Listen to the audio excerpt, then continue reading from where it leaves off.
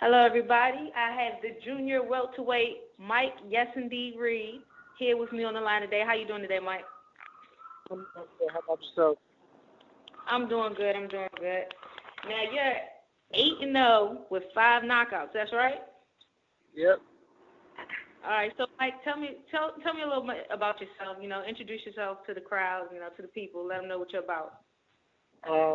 Mike, yes, indeed, Reed. I've been pro for a year, 8-0 with 5 knockouts. I've been boxing for over 11 years. Um, Came short of making the Olympic team by 1 point, and right now I'm trying to make my mark in the pro ranking. Okay. Well, I'm from the DMV, and I actually one of the gyms I went to was old school, and I remember seeing you train there, and I always thought you were a great fighter. So you've won multiple, national silver gloves, national ringside. You've won multiple titles as an amateur, and you decided to go pro in 2013 rather than go to the 2016 Olympics. Can you explain why you took that choice? Well, one of the biggest reasons was I was so close, to making the 2012 team. Like I said, I missed the 2012 team by 1 point. So with me being so close, in 2012, I just didn't think it would be wise for me to be fighting on the top level for a whole another 4 years. So I just thought it was in my best interest to turn pro. So, can you explain the differences that you're experiencing, from amateur to pro? Well, obviously, you have the no headgears and smaller gloves. That's one of the big differences. Also, the refs allow you to get away with more rough housing inside the ring. Like, you can wrestle a lot more. So physically, I have to be a lot stronger as a pro than I was as an amateur. Okay. And you're trained by your father. I know you guys. I've seen you guys work before. He's hard on you. I've seen you put in the work. How can you tell me about the relationship between you two and how has it grown through boxing? Well, like you said, he is very hard on me, and I think the amount of time that we spend together, allows us to grow. Since, like I said, since I've been 10 years old, he's been right there with me every step of the way. So we kind of bond through boxing a lot. Both of us love the sport, and that's what we bond over. That's good. So I know you have had some pretty good competition in turning pro, and most pros, when they're first turning pro, they get in with people who are really not on their level of skill, and it seems that you like to fight, competitive fights. And can you explain why you take that risk? Well, it is a risk. It's a big risk, but at the same token, I feel as though I don't want to pick up any bad habits, fighting those easier fighters, because you can't. It's very easy, with a year. Like, I've been pro for a year already. In a year of fighting those easy fights, I could have picked up a lot of bad habits versus the amateurs. And with me being on that amateur level, I felt as though I needed the fights that I'm taking now. They aren't on that level, but they are difficult for me in some way. So I need to still learn. I think they're allowing me to learn. That's good. Now I see that you actually attend college in Southern Maryland, and you're studying to be an accountant. Is that true? Absolutely. Yep, it's true. I just completed my first year. First whole year of college. Thank you. It's difficult. It was difficult balancing the two. At first, it was easy because boxing was slow, and then once boxing kind of picked up, it was hard to balance. But right now, I think I'm balancing it well now.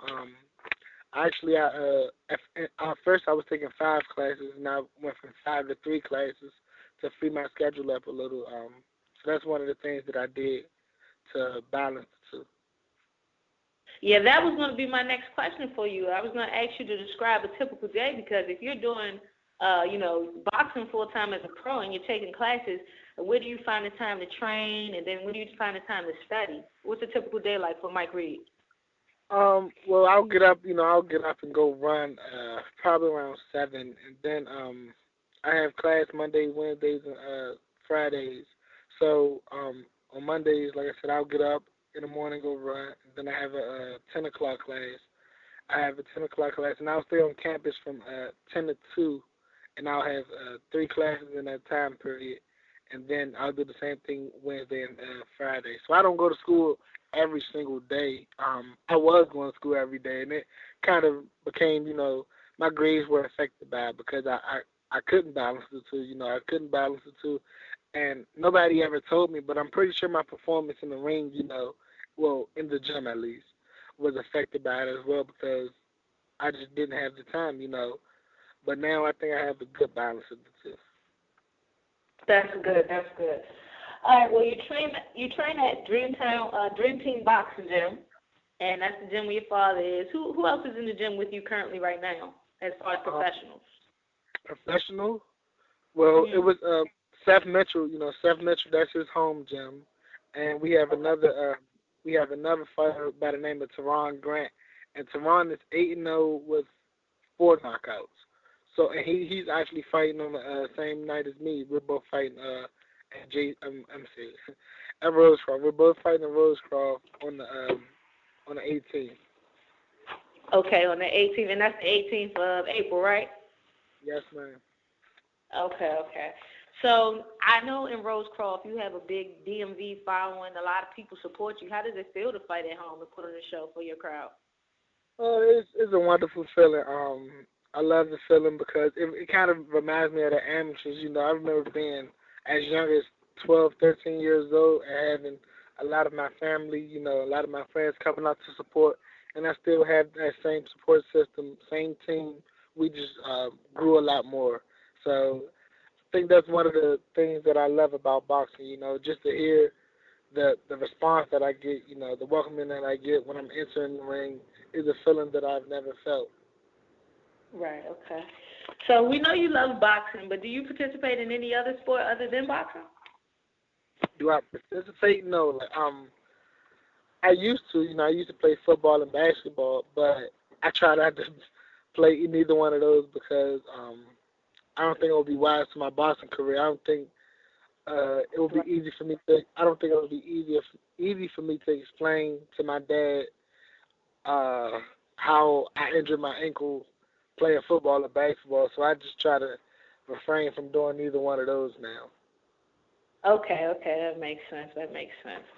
So now, since you're a prospect and you're coming up, there are a lot of boxers that have already paved the way for you to become a star. Can you tell me who you look at, specifically that you learn from in the professional ranks? Well, Lamar Peterson, Lamar and Anthony Peterson. I think okay.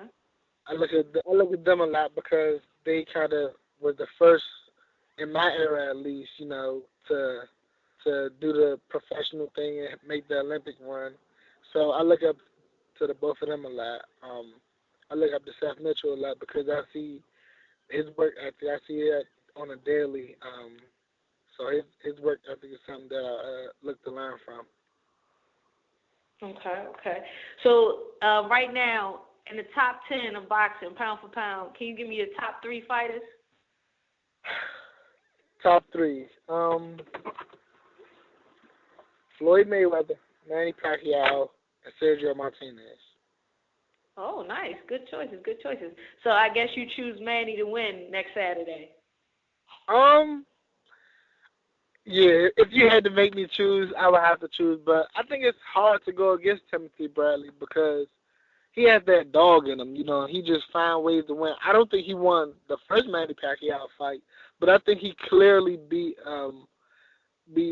Marquez. I think he clearly beat Marquez, and it's hard to count him out.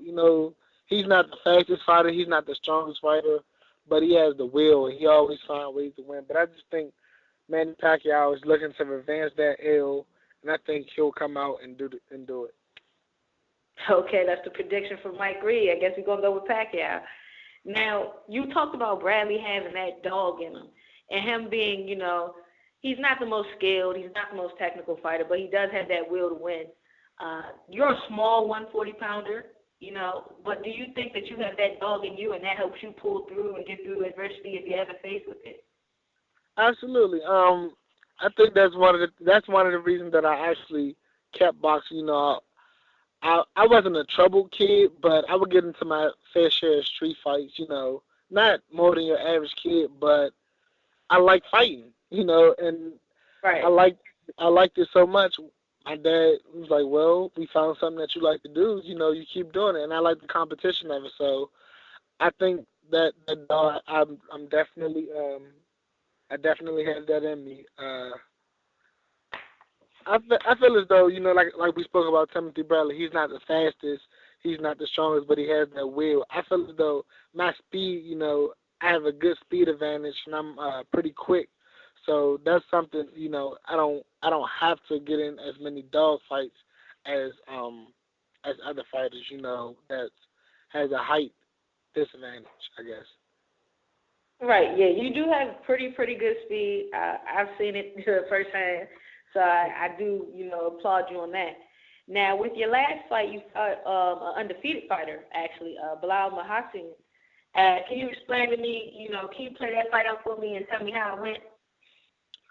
Um. Okay. Did he in any First, way give you trouble? well, the first round he came out. He came out pretty amped up. And normally in a fight, you take at least the first 30 seconds of a fight or the first minute of a fight just to feel your opponent out. He came out guns blazing. He swinging for the fences and he tried to knock me out. And I think that was the only time that I had to face adversity in that fight. And I really don't think it was too much adversity. I hit him with a body shot and I heard him grunt in that same round and I knew I had him. And he got tired, and I just broke him down. And the first round was his strongest round, and I think the experience factor allowed me to take control of the fight. Okay, yeah. And you handled yourself nicely in that fight. You've been really active for your first year of boxing. What are your plans for 2014 and beyond? Like, what are your goals? How many times do you want to fight a year? Well, I really don't have a set number of times that I want to fight, but as Mm-hmm. busy as possible.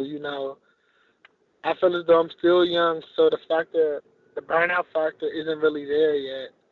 So I just want to continue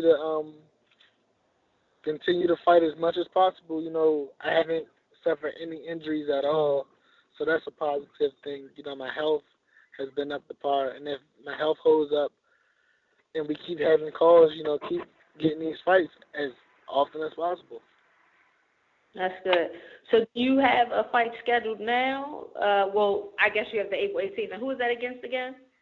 I actually don't have an opponent yet for April 18th. We're still looking, but I'm pretty sure that we'll find a suitable opponent. Okay, that's good to hear.